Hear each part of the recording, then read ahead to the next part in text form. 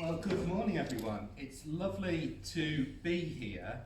And how many of you enjoyed your Easter eggs? Lots of hands going up. How many of you still have some Easter eggs left? Gosh, still a lot of hands up. That's amazing. I'm afraid I've eaten all of mine already, so I don't have any chocolate left. In my house, once I start eating chocolate, it just disappears, and I don't have any left. But you know, Easter, for me, is not one day. Easter is a whole season. And Easter lasts until, actually, sometime in May. So I could have Easter eggs for the whole of that 40 days if I wanted to. But I wouldn't, because that would be a bit excessive. But I'm going to tell you another part of the Easter story today. And it comes under the heading of making the right choices, making wise choices, and how we perhaps end up feeling stronger and more able to do the right things. So I'm going to get myself into role, and actually today I'm going to play the role of Jesus, which I don't very often do, but this is his story that I'm going to be telling today. And you have to imagine for this story that I have two people that are with me. Two of Jesus' disciples are also part of the story. And if we didn't have social distancing, I might have picked one of year 5 and one of year 6 to be my volunteers, to actually be the people involved in the story. And we might have acted it out together, but because of social distancing, you're just going to have to imagine that I've got disciples with me. So where did we leave the story? We left the story with Jesus having died, and we are at the point in the story where Jesus has been buried and he's still in the tomb. The two disciples are going for a walk. They're walking about 4 miles, which is probably from here maybe up to the station, and maybe that distance again. So they're going on a relatively long walk. They're walking from Jerusalem to a place called Emmaus, where they're going to spend the night. And as they walk, they begin to talk about all the things that have been happening. They begin to remember. And maybe for us, actually, as we've got back into school and as we've got back into the habit of being with our friends, and not just seeing them over a camera, but actually being able to be in the same place, maybe we have begun to remember. And for them, their remembering actually wasn't just about the good things. They had lots of good things they could remember, but it was also the painful things. They were remembering what had happened over that weekend, how Jesus had been taken and had been arrested and had been put upon the cross, and some of them had watched him die. And actually for us, actually at the moment, we are sadly remembering all sorts of sad things. So I want you to imagine that the two people that are with Jesus are remembering, and they are sad. They're very confused because they didn't think that Jesus was going to be hurt, and they're actually wondering to themselves how this could have all happened. A bit like when you watch something on TV that you haven't expected to happen, and you think, gosh, that's a bit of a twist. I wasn't expecting that to take place.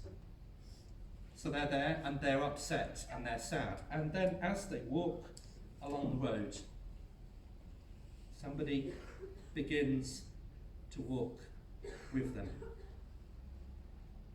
And as he walks alongside, they can't quite see who it is. But for some reason they know that he must have been part of what's been going on around about, so they start to talk to him. But the strange thing is, he doesn't seem to know. He doesn't know about Jesus dying. He doesn't seem to know about all the sad things that have gone on. It's almost as if he's been somewhere completely different and he's not part of the story. So they begin to tell him their story.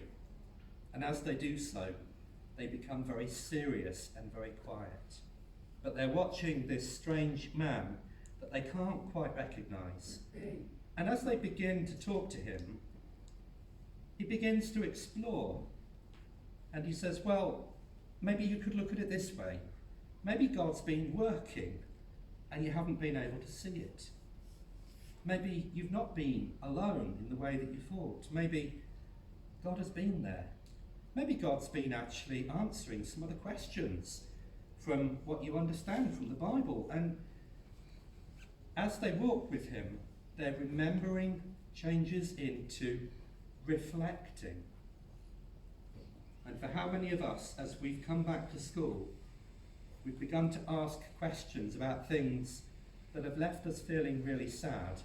And as we've reflected with our teachers and as we've reflected together, it's made us feel just that little bit better. But the strange thing for these disciples as they walked with Jesus is that they didn't recognise that they were actually walking with the person that they were talking about, because he was in disguise to them. And then they stopped.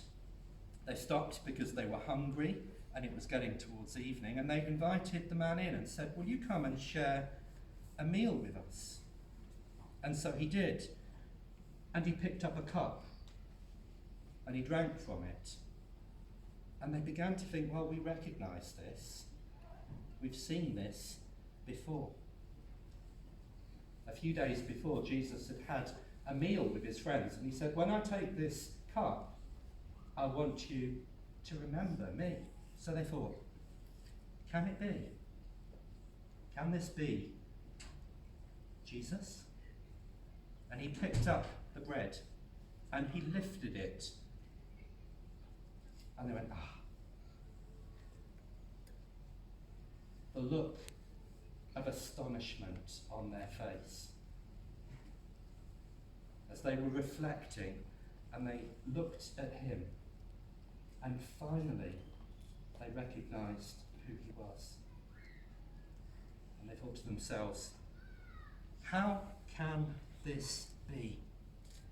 This man that we've spoken about, who we've reflected on how he died, and now he's here sharing bread and wine with us. He's sharing a meal. But being with him in the room actually changed them. They stopped being afraid and they stopped being anxious. They moved from reflecting, and actually they felt like they were renewed. I wonder how many of you are having that experience at the moment, that you were maybe a little bit anxious about coming back to school. But now that you're here and you're able to spend the time with your friends, it feels like you've got a new beginning, and you've moved from feeling anxious and slightly afraid to feeling actually quite excited. And do you know what? As those disciples shared that meal with Jesus, as they recognised who he was, and they thought, well, if he can have this kind of new beginning, maybe so can we. Now, bear in mind, they were tired, it was evening, they had walked 4 miles. It was time for bed. That's what they should be doing. But in fact, what they did, as Jesus left them to go on his own walk, instead of going to bed, they left the house. It was dark. They're daft. They shouldn't be doing this, but they ran all the way back. They were so excited at what had happened. They'd been changed by the experience of being with Jesus, and they felt ready for whatever adventure was going to face them next. So where's the wisdom in that? And why have I shared that story with you this morning? It's actually quite, in some respects, it's an ordinary story. A story about a conversation, about listening and speaking to one another, about sharing food and sharing life together, but then feeling energized.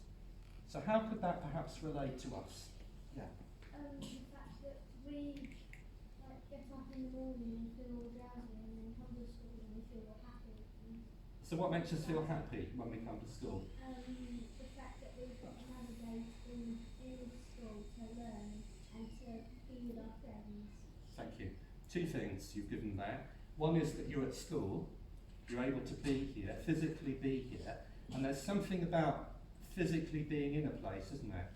I mean, we've learned over the last year, we've learned what it is to not be able to be physically in our school, and now you can physically be here, but with your friends as well. So if you were feeling very groggy that day and you were feeling very upset, being with your friends actually could change your day. And that's what happened for Jesus' friends. Being with him actually changed their days, actually changed their lives, I think. So thank you. Anything else that we can perhaps pick up from the story that we can apply to ourselves here in school? Any wisdom that we can take? Was it anything special that they were doing when they sat at the table? Or were they just doing ordinary things? Having a meal, having a drink? Anyone else?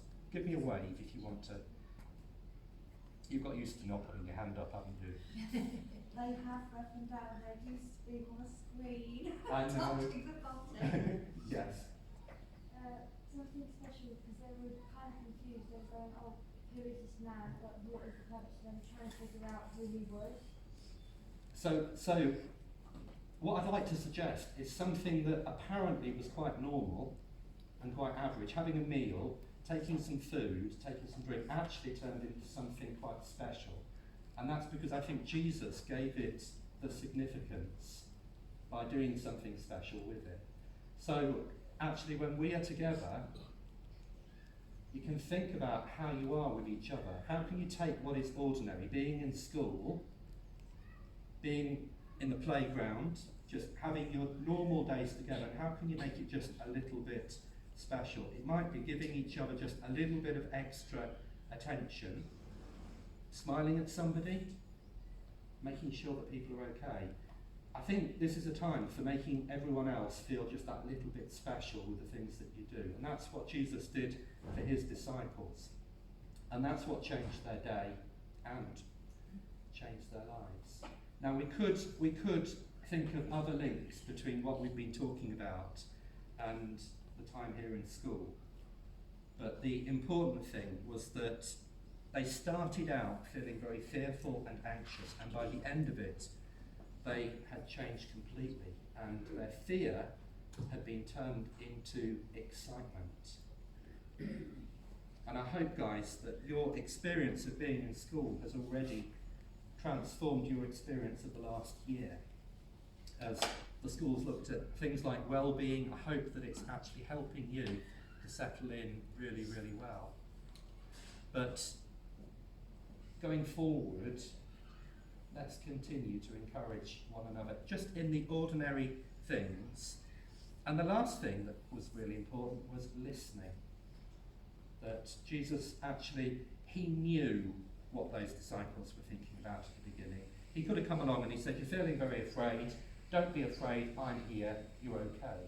But he took some time to listen to them, because actually in listening and saying, tell me how you're feeling, tell me how you are, that listening gave them the opportunity to tell Jesus what was going on for them. And it was in the telling that they then began to feel better.